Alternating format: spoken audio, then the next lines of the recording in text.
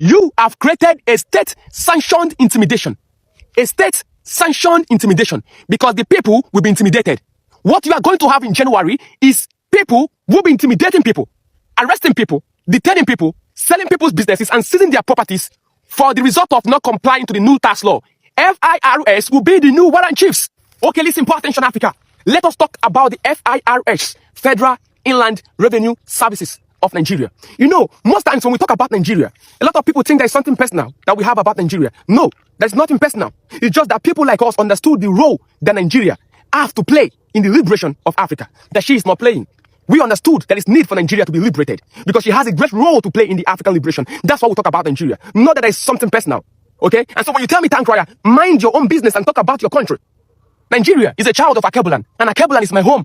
So I have the right to talk about the 54 independent sovereign nation of Africa without any interruption. And that's why I must tell you something about FIRS right now. Pay attention. I will take it gently for you to understand. You see, right now, the federal government of Nigeria have given FIRS, that is the Federal Inland Revenue Service of Nigeria, the power to arrest, to detain, to sell your businesses, and to seize your properties if you do not comply with the new tax law that is coming in 2026. They have been given that full right to do that without court oversight. And there's nothing you can do about it when that time comes. Do you know what that means? You know, whenever I try to analyze something for you, I usually trace antecedent to history. Because I believe that it is the past we use to inform the future. A river that does not know its source will dry up. A man who does not know where the rain started beating him will not know where his body dried up. To understand the power that has been given to the Federal Inland Revenue Service of Nigeria, you must first understand the role that the warrant chiefs played in what became as Nigeria. Because that is what they are doing. You don't really understand. You see, the biggest lesson in history is that people do not learn from history. And that's why history tends to repeat itself most often than not. I will give you the consequences of what your government just did. The consequences. See, it is no longer about taxation. No, this is a cohesive authority. Cohesive authority. Because when revenue collection is being backed by law force, justice becomes the first casualty. When revenue collection is backed by law force, the first casualty usually becomes justice, because justice will no longer be served and nothing will protect the people.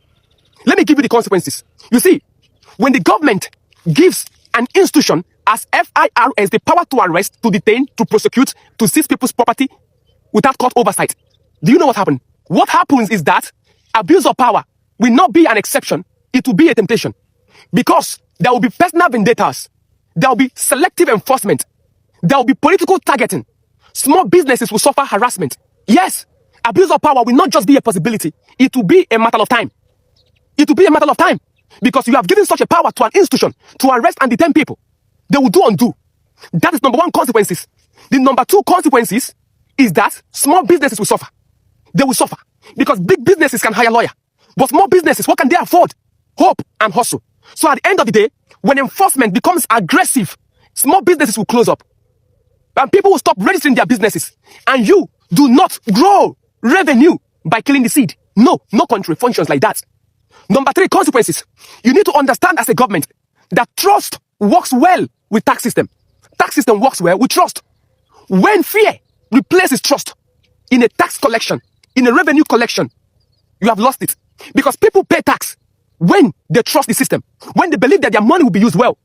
People pay tax when they believe that the government will protect them. But immediately fear replaces trust. What you have is that compliance becomes a survivor and not citizenship. The fourth one is that you need to understand that power without balance is dangerous. For you to give FIRS that kind of power without court oversight, you have lost it. Because what does court do in situations like this? It helps to protect the citizens. Although we know that the court in Nigeria would not protect the citizens, but at least it would have done something. It would have slowed down their power. It would have prevented overreach. But you have taken that aside.